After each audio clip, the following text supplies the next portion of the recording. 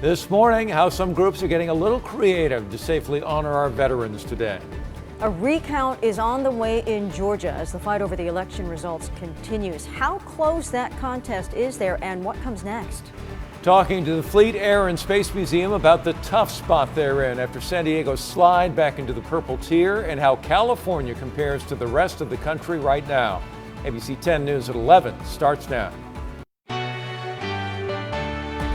ABC 10 News at 11 starts now. Good morning. On this Veterans Day, there are a lot of tributes going on across our county. I'm Virginia Cha. And I'm Jim Patton. Like it has done for months, coronavirus throwing a wrench into the plans today, and we're seeing organizers get creative this morning to give veterans the tribute that they deserve. ABC 10 News reporter Marie Cornell joining us live at the Embarcadero, where the boat parade, Marie, is underway. Yeah, Jim, I don't know if you can hear, but because they couldn't have the usual Veterans Day parade, they took their focus off the streets and onto the water. You can see the parade of boats right now. We caught up with veterans and military members before the event as they shared what this day means to them. For Carl Johnson, Veterans Day always has a special meaning for him. As a Vietnam vet, he remembers his commitment to serve, but also thinks back to those who never came back. Today is honoring everyone that's serving, has served, and didn't come home. Yesterday was the 49th anniversary of my Purple Heart. It was a tough one last night. 49 years ago I was an 18-year-old kid scared to death, a long way from home. I joined the Navy and right after graduating from high school. And the funny thing was, my dad got mad when he found out and wouldn't give me a ride to the bus station because he was Army. This year, because of COVID-19 restrictions, the big parades and gatherings weren't allowed. Instead, organizers of Fleet Week took the celebration to the water, putting together a boat parade on the San Diego Bay. Several Coast Guard members boarded this chartered boat to participate in it. This parade has a special meaning for Matthew DiCarlo. You know, it's always meant a lot to me, considering the fact that I come from a military family. I had a grandfather in the Air Force, so it's always been a big thing, but yeah, it's great. Now, aside from having a boat decorating contest, the Navy Leapfrogs will also be doing a jump landing on the USS Midway. Reporting live from the Embarcadero, Marie Cornell, ABC 10 News. Thank you, Marie. Meanwhile, President Trump making the traditional trip to Arlington National Cemetery this morning. The president laying a wreath at the tomb of the unknown soldier. The First Lady, Vice President Pence, you see there, and the Second Lady joining the president. And in Philadelphia, President-elect Biden and his wife Jill laying a wreath at the city's Korean War Memorial.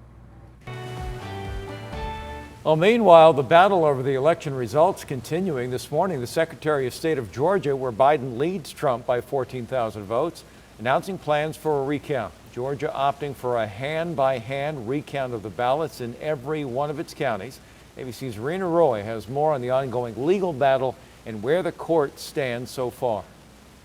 As President Trump refuses to back off his claims that there was massive fraud in the election, President-elect Joe Biden is remaining calm and pushing forward, reassuring Americans that President Trump's defiance won't stop his administration from transitioning into power. We don't see anything as slowing us down, quite frankly. On this Veterans Day, Biden at a war memorial for Vietnam vets in Philadelphia, laying a wreath to pay his respects. His campaign still filing long-shot legal challenges, nearly all of which have been thrown out of court, judges finding no evidence of voter fraud. Most Republicans in Congress declining to publicly state Biden is the president-elect, and Secretary of State Mike Pompeo going further, perpetuating the false narrative that Trump could still win.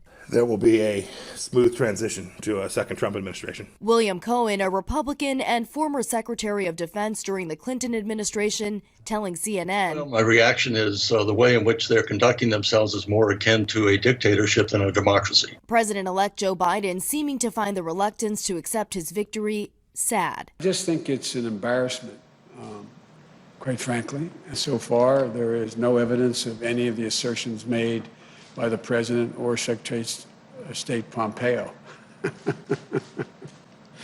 Secretary of State Pompeo.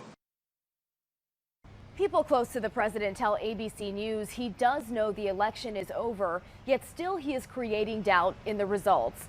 There is growing concern of the lasting effect that this could have on American democracy. Rena Roy, ABC News, Wilmington, Delaware. We want to tell you about some breaking news out of Fallbrook, where first responders are at the scene of a reported plane crash. It happened right where you see the red circle there, the Fallbrook Air Park. First responders say the small plane ran off the runway. You see it there. North Carolina Fire says that plane did not catch fire, and fortunately, the only person on board sustained minor injuries. Well, with the county moving into the most restrictive state tier for reopenings because of the rise in the local coronavirus case rate, businesses are being forced to make some difficult decisions. ABC 10 News anchor Mary McKenzie spoke to the president of the Air and Space Museum, who is now tasked with the tough decision of whether to stay open and defy public health orders. What's going on right now is simply wrong. You know, if there is a right and there is a wrong, this is wrong. Jim Kidrick is the president and CEO of the San Diego Air and Space Museum. He'll be the one to decide whether the museum, a cultural fixture of San Diego and a Balboa Park landmark, will shut down again on Saturday because the county has officially been downgraded to the state's purple, most restrictive tier.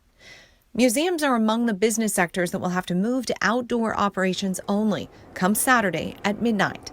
As he says, the Air and Space Museum can't go outside, which puts Kidrick in a difficult spot. I don't want to be in this position. He says the decision is complicated, and he's facing the weight of wanting to protect his employees and the museum's guests, many of whom he says are relying on the museum as an educational tool right now for children.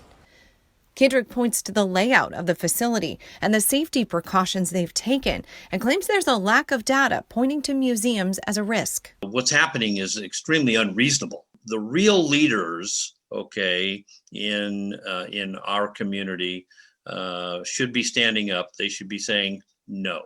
Kidrick says they requested an exemption despite there being no formal process to do so, which was rejected by county health leaders. As for what he'll do come Saturday, Kidrick says he still doesn't know. It's a complicated decision. County health officials said Tuesday that they're hoping for compliance and understanding, and that while they have county enforcement teams ready, they also have no desire to be heavy-handed. Mary McKenzie, ABC 10 News. San Diego Unified Board of Education unanimously approving the superintendent's reopening plan, which includes a phased approach. It also has a $5 million investment to bring coronavirus testing into schools through a partnership with medical experts at UCSD. The testing would be offered every 2 weeks and would start with students and staff currently back on campus and expand with each new phase. We're saying to parents that we will be confident that when your students come back onto campus, it will be safe. It's unclear if testing is going to be mandatory. The district is currently in phase 1 of its reopening plan and will continue and expand appointment-based in-person learning for students experiencing learning loss. Well, San Diego County and several other counties in California sliding back a tier on the state's reopening list. But where do we stand compared to the rest of the country? Well, take a look at this map. It comes from the White House Coronavirus Task Force and was obtained by ABC News. While the numbers are getting worse in California, it is nowhere near what the Midwest is seeing. You see that cluster of dark red. They are being hit now especially hard.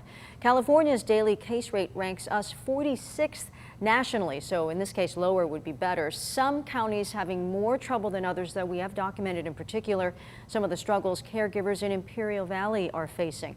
The two states with the highest case rates, North and South Dakota, with many counties in those states seeing 500 cases or more per 100,000 people.